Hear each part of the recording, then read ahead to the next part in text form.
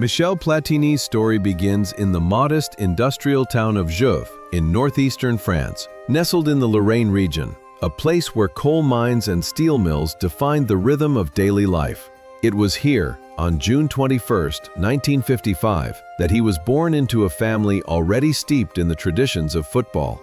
His father, Aldo Platini, was not just a school teacher, but also a football coach, while his mother, Anna, balanced the home with warmth and quiet strength. The Platini household breathed football. It was not just a sport, but a way of understanding life. Aldo, of Italian descent, carried with him the values of hard work, resilience, and discipline, which he passed on to his son.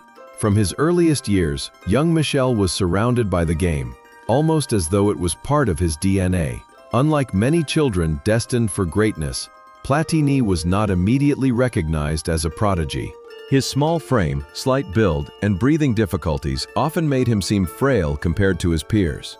While other boys could run tirelessly, Michel sometimes struggled to catch his breath. Yet, this physical limitation turned into the seed of his genius.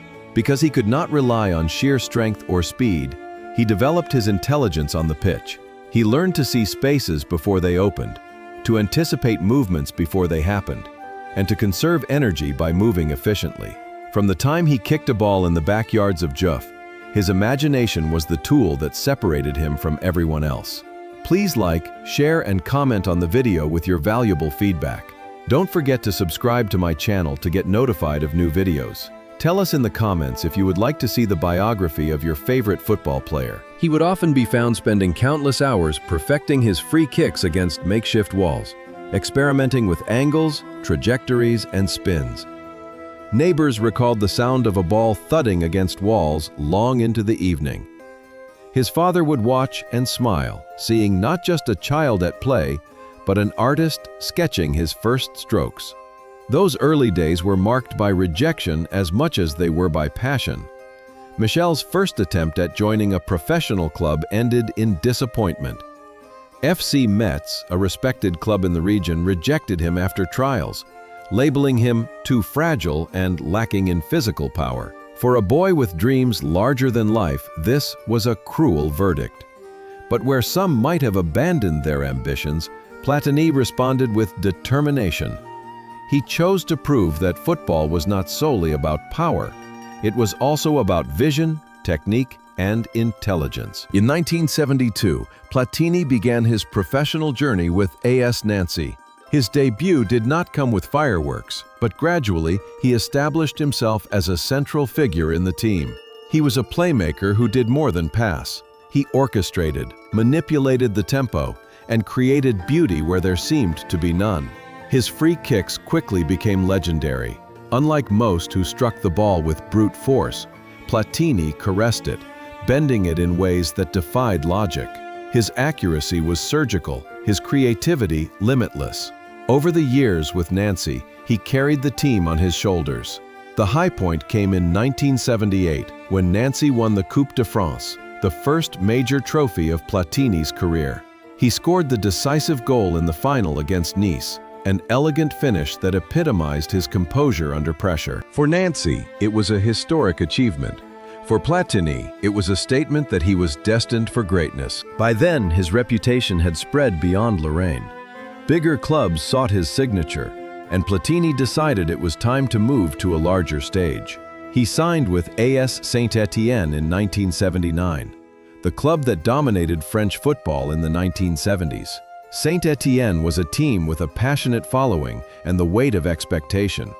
And Platini arrived as the man expected to deliver both domestic and European glory. During his time there, he refined his game further, blending creativity with a newfound maturity. He led them to a league title in 1981.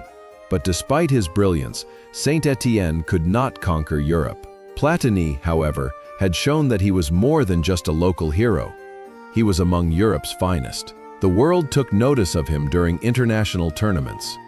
The 1978 World Cup in Argentina was his first taste of the biggest stage, though France exited early. 4 years later, at the 1982 World Cup in Spain, he truly announced himself. As captain, he led France to the semifinals, guiding a team brimming with talent. The likes of Alain Giresse, Jean Tigana, and Luis Fernandez formed a midfield quartet that became known as Le Carré Magique, the Magic Square. Their style was fluid, attacking, and joyful, in stark contrast to the rigidity of many teams at the time. Platini, as conductor, embodied elegance and intelligence. That tournament's semi-final against West Germany in Seville became one of the most dramatic matches in football history. France dazzled, and Platini himself was imperious, controlling the match with grace. But the night turned tragic when German goalkeeper Harald Schumacher collided brutally with French defender Patrick Battiston, knocking him unconscious and breaking his jaw. The referee's decision not to punish Schumacher shocked the world. France, after leading 3-1 in extra time, eventually lost in a penalty shootout. Platini, though devastated, held his head high. He had shown the world the artistry of French football, and though he left without a trophy, he won admiration across the globe. His career took its most defining turn later that year when he moved to Juventus in Italy. The transfer marked the beginning of an extraordinary chapter. Serie A in the 1980s was the most competitive league in the world, known for its tactical sophistication and defensive strength. Many doubted whether Platini could adapt, but he silenced those doubts quickly. In his debut season, he struggled with fitness and form, but once he had settled, he became unstoppable. Juventus soon revolved around him. He was not only the creator, but also the scorer, often playing higher up the field.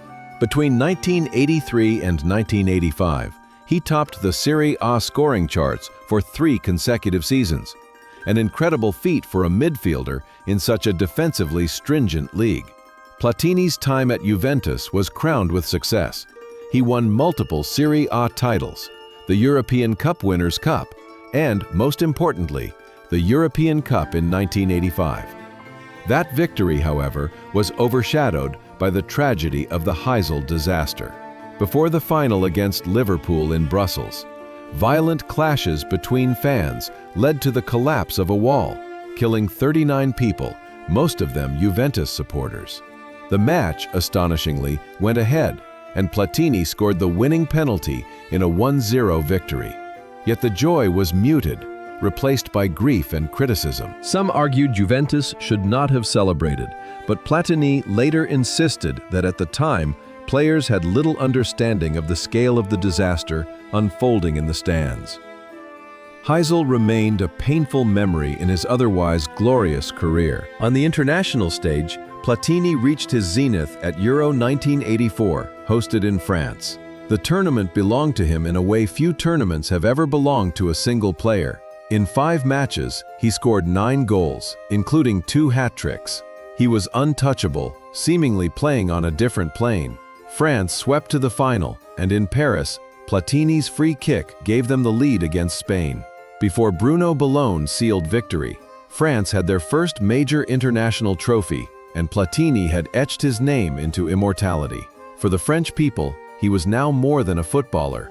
He was a national hero, the embodiment of artistry and triumph. The 1986 World Cup in Mexico was his final act on the biggest stage. Despite playing through injuries, he again inspired France to the semifinals. They defeated Brazil in an unforgettable quarterfinal, a match many call one of the greatest ever played.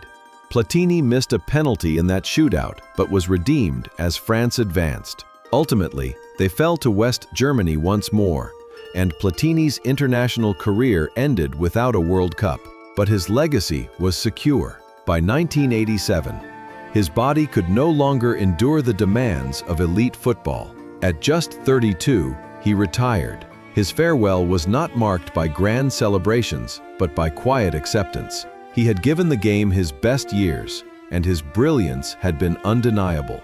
For many, he was the greatest French footballer of all time, a maestro who blended intelligence with artistry. His 3 consecutive Ballon d'Ors confirmed his place among the sport's immortals. Retirement, however, was not the end of Platini's journey with football. He transitioned into coaching, taking charge of the French national team in 1988. Initially, he brought optimism, guiding them through a flawless qualification campaign for Euro 1992. But the tournament itself ended in disappointment, with France exiting in the group stage. Platini realized that management was not his true calling. He stepped away, acknowledging that his genius on the pitch could not easily be translated to the dugout. Instead, Platini turned to administration, where his charisma, intelligence, and reputation opened doors. He played a key role in organizing the 1998 World Cup in France, which ended in national triumph as Les Bleus, led by Zinedine Zidane, lifted the trophy on home soil. Platini's involvement in shaping that event cemented his reputation as a leader off the pitch. In 2007, he rose to the presidency of UEFA, promising reforms to protect the integrity of the game.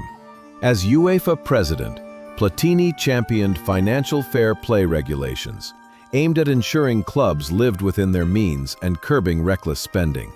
He also expanded the European Championship, giving smaller nations more opportunities to compete on the biggest stage. His tenure was marked by vision and reform, but also by criticism from powerful clubs who resisted his changes. In 2015, his career took a dramatic fall. Platini was implicated in a corruption scandal involving a 2 million Swiss franc payment from FIFA president Sepp Blatter. Though he claimed it was for legitimate work as an advisor, the lack of documentation led FIFA's ethics committee to ban him from football. The decision shocked many who had admired him for decades. To his defenders, he was a scapegoat caught in the crossfire of FIFA's political battles.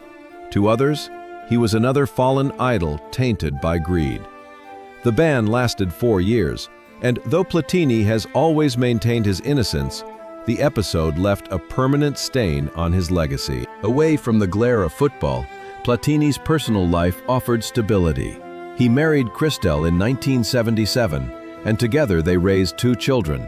Despite the turbulence of his professional life, his family provided a sense of balance. Friends describe him as witty, charming, and fiercely proud of his roots. He never lost the humor and sharp tongue that made him both endearing and controversial in interviews. As he entered his later years, reflection became a natural part of his story. He often spoke about his love for the game, his pride in what he achieved with France and Juventus, and his belief that football should remain a sport for the people, not just the powerful. Yet he also carried the weight of scandal, aware that his legacy was complex.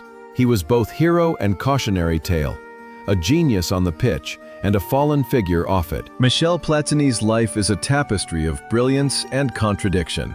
On the field, he was incomparable, a master of vision, technique, and leadership. He inspired a generation of players, including Zidane, who often cited Platini as his idol. He made millions fall in love with football through the sheer artistry of his play. Off the field, his administrative career was marked by ambition, reform, and ultimately disgrace. He remains a figure who cannot be easily categorized, both revered and criticized, celebrated and condemned. His story is ultimately human. It reminds us that greatness often comes with flaws, that those who soar highest are also vulnerable to the deepest falls. From the boy in Juve who dreamed with a ball at his feet to the King of France in 1984. From the darling of Juventus to the disgraced UEFA president, Michel Platini's journey encapsulates the beauty and tragedy of football.